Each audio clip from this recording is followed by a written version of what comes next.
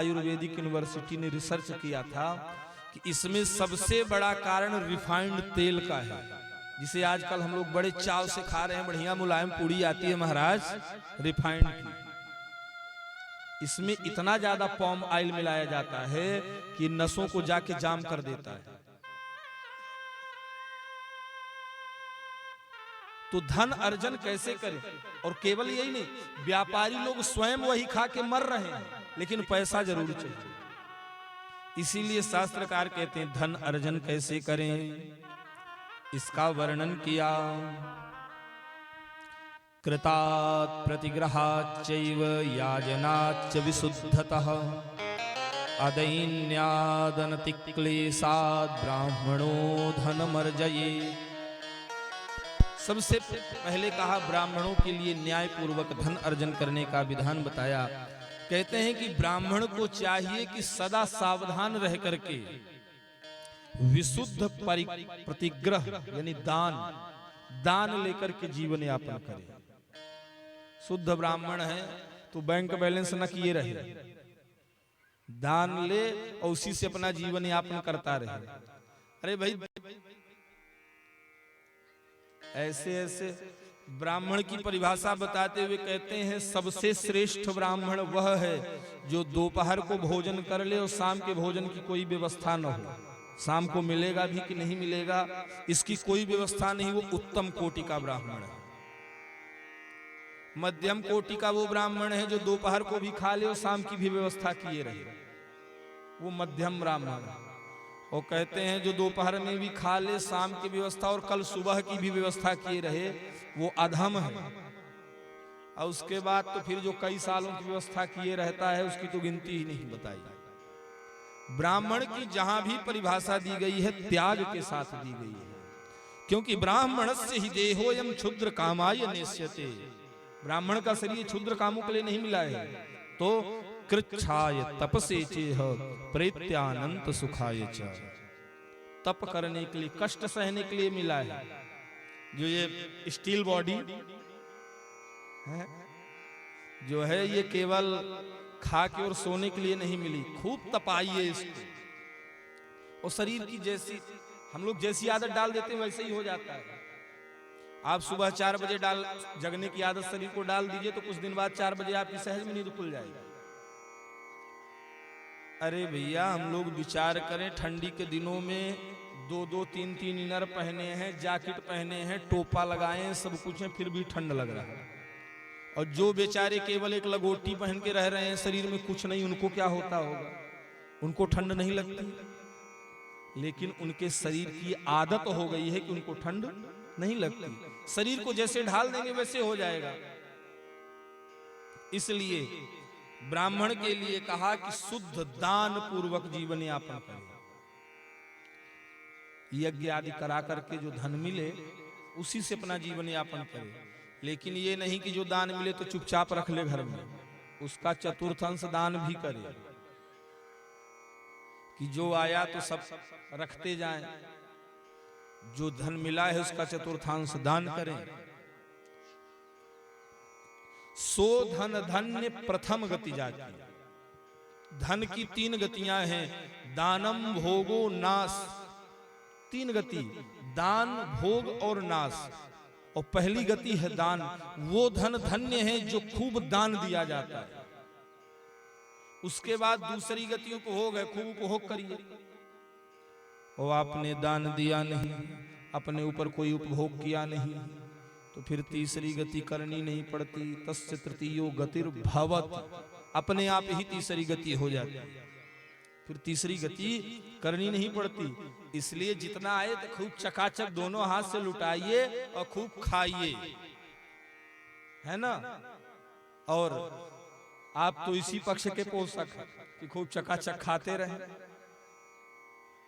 और ये तो भगवान की कृपा है कि आप दोनों कर रहे हैं, दान भी कर रहे हैं और खा भी रहे हैं। यही धन का उपयोग ही है। नहीं तो तीसरा रख के क्या करेंगे महाराज? तीसरा देखा ही किसने है? बड़े धन वाले हैं बेचारे, इतना धन है कि उनको स्वयं पता नहीं, और पता चले कि स्नान करने बाथरूम में जा रहे हैं तो लौटे ही नहीं रहे। बहुत धन भरा ही पड़ा है तो किस काम की। इसलिए कहते हैं कि जो ब्राह्मण दान से धन पाए उसका चतुर्थांश दान करे, तब उसका धन शुद्ध होता है। अथवा खूब तप के द्वारा, जप तप के द्वारा उस दान को पचाने की क्षमता रखे। जो अपना नित्य कर्म कभी नहीं करता है और केवल यजमानों से दान लेता है, उसे रौरव नरक में गिरना पड़ता है। इसलिए दान लेने वाले के लिए विशेष है कि दान ले तो अपना नित्य कर्म जरूर करे, यह बताया। और उसके बाद बताया गृहस्थाश्रमी को धन धान्य आदि सभी वस्तुओं का दान करना चाहिए। जो सदगृहस्थी है उसके घर में जितना हो सब वस्तुओं का दान उसे करना चाहिए, जितनी उसकी सामर्थ्य है। देखिए, दान सामर्थ्य के अनुसार करना है, ऐसा नहीं कि जितना है सब दान लुटा दो। लेकिन यदि भगवान ने आपको सामर्थ्य दी है तो फिर कंजूसी भी नहीं करना है। और एक बात बता दें, भगवान कंजूसों के घर नहीं आते, भगवान उदार मन जो होता है उसके घर आते हैं। कंजूसों के यहां जाके भगवान क्या करेंगे? इसलिए दान अपनी सामर्थ्य के अनुसार यह बताया। कहते हैं जो भी हो, तृषा निवृत्ति के लिए जल, आपके जीवन में पानी की कभी कमी ना आए इसके लिए जल का दान करना चाहिए। और क्षुधा निवृत्ति के लिए अन्न का दान। भूख आपको कभी दूसरे के सामने कभी हाथ न फैलाना पड़े तो उसके लिए आपको अन्न का दान करना चाहिए। और कहते हैं कि जो ग्रहीता है, दान लेने वाला पुरुष, दान में प्राप्त हुई वस्तु का तपस्या करके अपने प्रतिग्रह जनित पाप की निवृत्ति करे, अन्यथा उसे भी रौरव नरक में जाना पड़ता है। दान ले लिया है तब किया नहीं तो फिर भोग, भाई यजमान तो अपना दे दिया, ले जाओ महाराज ये शनि का दान है, शनि हमारे उतर जाए, ले जाओ। और पंडित जी शनि का दान लेके चले आए, जब एक माला नहीं तो फिर शनि आके तो पंडित जी के ऊपर चढ़ेगा, और पंडित जी के ऊपर नहीं चढ़ेगा तो पंडित जी के बेटों के ऊपर जाएगा। तो फिर पंडित जी जो धन ले आए हैं तो बेटा लेके जाएगा तो बाजार में बर्बाद कराएगा। इसलिए धन ले आए तो उसका सदुपयोग कैसे करें यह बताया। उसके बाद कहते हैं दान तो करे लेकिन दान के पात्र का भी विचार बताया। श्रेष्ठ ब्राह्मण को दान करें, खेती से पैदा हुए अन्न का 10वां भाग दान करना चाहिए। इसीलिए शायद हमारे यहाँ ऐसी रीति थी कि जब किसान लोग खेती करते थे, जब आती थी खेती तो उससे खेती नापने से पहले ही निकाल दिया करते थे, कई पूरी निकालते थे। आपके यहाँ भी ऐसी रीति रही होगी, ये कन्या के लिए है, ये अतिथि के लिए है, ये सब ऐसे करके निकाल देते। तो उसके बाद फिर राम, फिर बाढ़े राम, तब शुरू होता था। ऐसा होता था ना। ये बताइए, लोग जो नहीं जानते थे वो भी शास्त्र की बातें कर रहे थे। कितने बड़े लोग आज, अरे महाराज आप वो पुरानी परंपरा, क्या वो बुढ़िया पुराण लिए बैठे हैं। अरे पुरानी परंपराएं हमारे यहाँ कितनी समृद्ध हैं कि यदि उसे ही बचा लिया जाए तो हमारा कल्याण हो जाएगा, लेकिन उसे बचाना पड़ेगा। तो यह बताया। कहते हैं श्रेष्ठ ब्राह्मणों को दान में प्राप्त हुए शुद्ध पदार्थों का चतुर्थांश दान करना चाहिए। श्रेष्ठ दान वह है कि जिसको जिसकी आवश्यकता है उसे मांगना न पड़े, आप दान दे दें, वह उत्तम दान है। और जिसे जरूरत हो वो आपसे मांगे और फिर आप दें, वो मध्यम दान है। और जिसे जरूरत है वो मांगे, उसके बाद भी आप उसे भगा दें, भाग यहां से, नहीं है कुछ काम धाम करता नहीं है, ऐसे रूप बना करके चला जाओ, फिर उसकी क्या गति कहें, है ना। कहते हैं यदि उसको दान न दिया जाए, अपने द्वार पर आए हुए को भगा देते हैं तो उसका ऋण अगले जन्म में चुकाना पड़ता है। इसलिए अपने द्वार से कभी किसी को खाली हाथ नहीं लौटाना चाहिए, कोई भी आ जाए। और अन्नदान का तो विधान बताया कि अन्नदान में तो कोई भी भूखा हो सब पात्र है। जो भूखा आपके द्वार पर आ गया उसे अन्न का दान करना ही चाहिए, उसे भोजन कराइए। और उसके बाद कहते हैं विद्वान को चाहिए कि दूसरों के द्वेषों का वर्णन, दोषों का वर्णन न करे और दूसरे की चुगली न सुने। मतलब किसी में दोष दिखे तो उनका वर्णन तो करे ही नहीं, कोई दूसरा यदि किसी दूसरे की बुराई कर रहा हो तो सुने भी नहीं। लेकिन आज कल दूसरे की चुगली सुनने में हम लोगों को कितना मजा आता है। वैसे भले मन न लगे पर कोई दूसरे की चुगली करने लग जाए तो कान और सीधे कर लेते हैं कि एक भी इधर उधर न जाने पाए, पूरा सुने, एक एक शब्द छूट। हाँ बहन फिर क्या कहा, वो क्या कह रही थी। अच्छा माताएं, ये हम तो देख यहाँ तो माताएं जो बैठी हैं तो सबका चित्त केवल कथा की ओर ही है, लेकिन बहुत जगह देखते हैं कि माताएं बैठती तो कथाओं में तो भेंट होती है, तो इधर कथा चलती रहेगी। और बताओ बहन क्या हाल है, बहुत दिनों बाद दिखी। अरे तुम्हारी पड़ोसन का क्या हाल है। अरे कथा में ये करने आई हो कि कथा सुनने आई, दूसरे की चुगली न सुने। महाराज ये जो कान है ना, ये सूप की तरह है, ये खाली चश्मा की डंडी टगाने के लिए नहीं है। ये कान इसीलिए भगवान ने इसे बनाए हैं। देखिए कल हम बात कर रहे थे संस्कारों की, कि संस्कार हमारे यहाँ विवाह संस्कार, विवाह संस्कार में एक विधान आता है लाजा होम का, जिसमें कन्या का भाई धान के लावा, इतनी छोटी छोटी सुपलैया, सुपलैया ना कहते हैं, उससे वर कन्या हाथ बनाकर उसमें डालता है। आपके मन में कभी ये विचार आया कि ये बांस के सूप से ही क्यों परोसा जाता है, इस सूप से ही क्यों परोसा जाता है। मानो ये सूप हमें शिक्षा देता है और भाई अपनी बहन को ये उपदेश करता है, देख बहन आज के बाद तू दूसरे घर में जा रही है, इसलिए जो गुण इस सूप का है इस गुण के साथ उस घर में रहना। और सूप का गुण क्या है, साधु ऐसा चाहिए जैसा सूप स्वभाव, सार सार को गही रहे थोथा दे उड़ाए। आप सूप में कचड़ा और अन्न मिला करके रख दीजिए और जैसे ही आप फटकारेंगे तो अन्न तो अंदर रह जाएगा और कचड़ा सब बाहर हो जाएगा।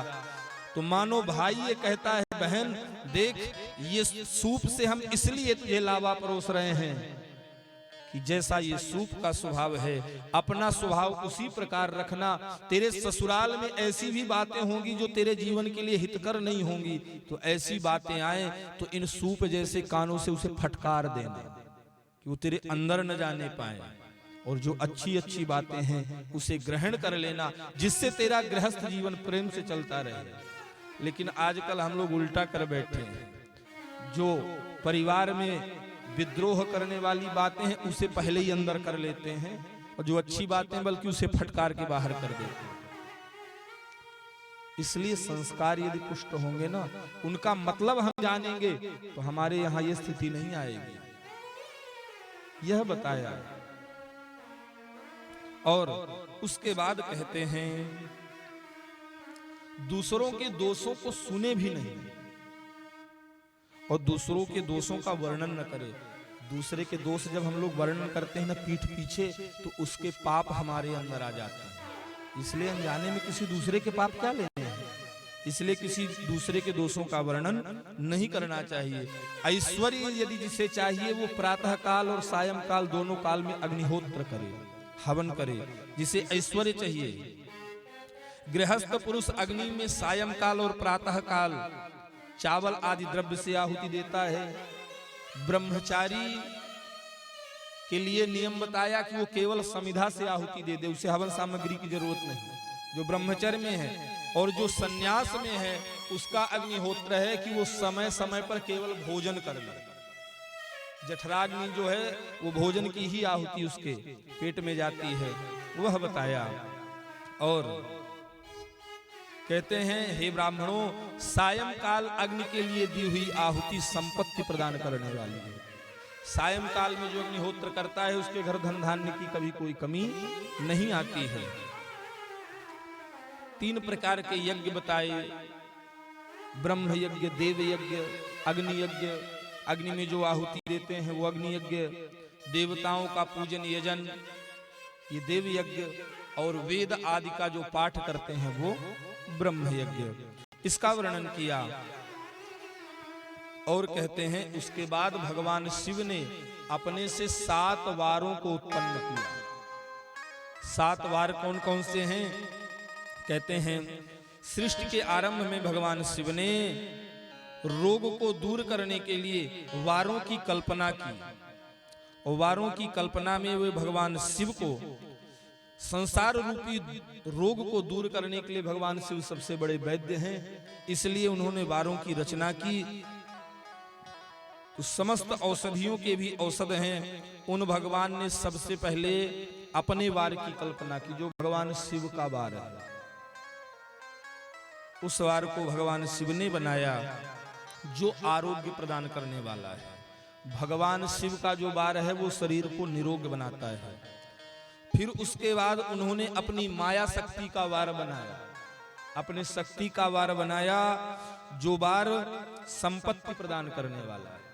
उस वार में भगवान का यजन किया जाए तो संपत्ति की प्राप्त होती है। उसके बाद जन्म काल में दुर्गतिग्रस्त बालक की रक्षा के लिए, कुछ बालक जन्म लेते ही बीमार हो जाते हैं, तो उनकी रक्षा के लिए कुमार का वार बनाया। उसके बाद सर्वसमर्थ महादेव जी ने आलस्य और पाप की निवृत्ति के लिए समस्त लोगों का हित करने की इच्छा से लोक रक्षक भगवान विष्णु का वार बनाया।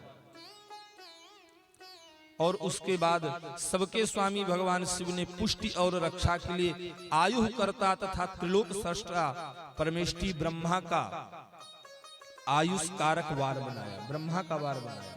पहले अपना, फिर अपनी शक्ति का, फिर कुमार का, फिर विष्णु का, फिर ब्रह्मा का वार बनाया। और उसके बाद कहते हैं ब्रह्मा के वार से आयुष्य की वृद्धि होती है, और उसके बाद तीनों लोकों की वृद्धि के लिए पुण्य पाप की रचना की। तत्पश्चात उनके करने वाले लोगों को शुभाशुभ फल देने के लिए शिव ने इंद्र और यम इन 2 का वार बनाया। 7 वार हो गए। अब इन 7 वारों के स्वामी कौन कौन से वार के कौन हैं? तो कहते हैं रविवार के स्वामी भगवान शिव हैं, ये भगवान शिव का वार है रविवार। सोमवार की अधिष्ठात्री जगदम्बा भगवती दुर्गा है। कुमार का वार मंगल है। विष्णु का वार बुध है। ब्रह्मा का वार बृहस्पति है, उनके अधिष्ठाता। और इंद्र के वार शुक्र, इंद्र का वार शुक्र, और यम का वार जो है शनैश्चर है। इन 7 वारों की रचना की। और कहते हैं हर वार में हम लोग तो ये मानते हैं कि भगवान शिव का जो है सोमवार बड़ा अच्छा है, लेकिन सोमवार देवी का वार है, और देवी भी भगवान शिव को बड़ी प्रिय है, इसलिए सोमवार के दिन की हुई पूजा भगवान शिव को प्रसन्न करने वाली होती है। क्यों?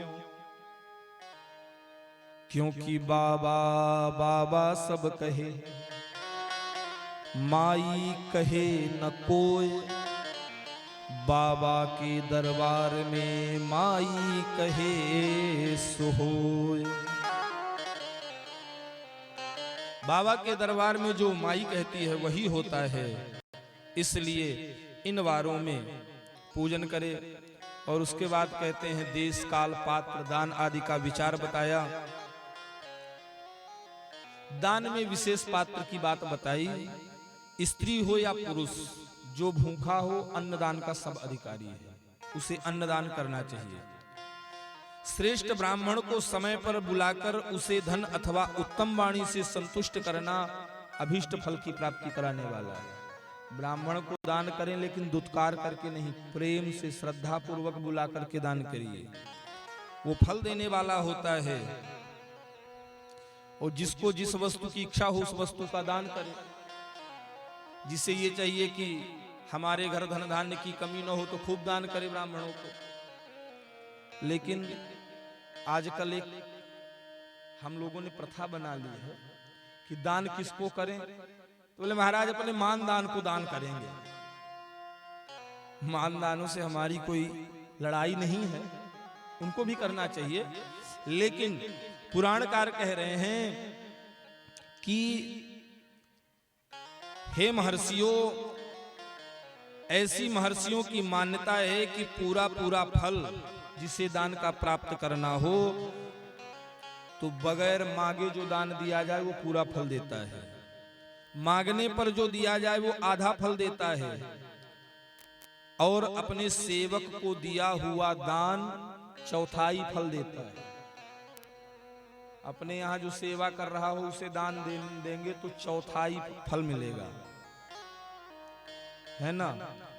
गायत्री जापक जो ब्राह्मण है, जो नित्य संध्या वंदन आदि करता है, उसे दान देने से सत्यलोक में 10 वर्षों तक पुण्य भोग्य प्राप्त होते हैं। जो नित्य गायत्री का जप करने वाला है वो शिव भक्त को दिया हुआ दान शिवलोक की प्राप्ति कराने वाला है। अब किस दिन कौन सा दान करें ये भी थोड़ा सा बता दें, इसलिए कि लोग यही पूछते महाराज किस दिन कौन सा दान करें कि हमारे घर कोई कमी न हो।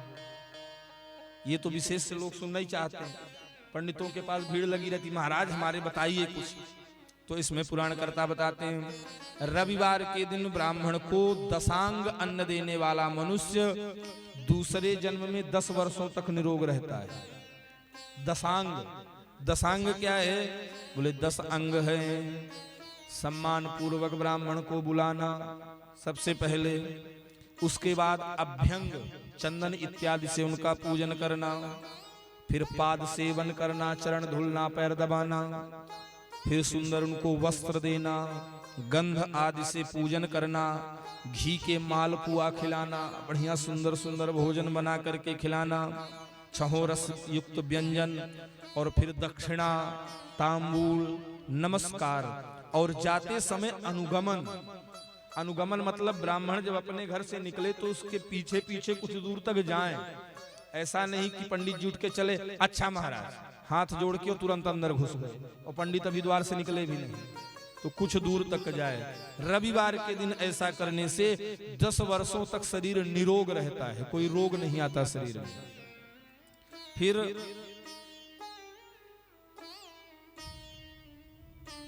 10 ब्राह्मणों को दान करने से, जितने अधिक ब्राह्मणों को दान करेंगे उतनी प्राप्ति होती है। एक ही को कर लें तो बहुत है, 10 का बता देंगे तो देखिए कैसे मुस्कुरा रहे हैं, कितनों को करेंगे।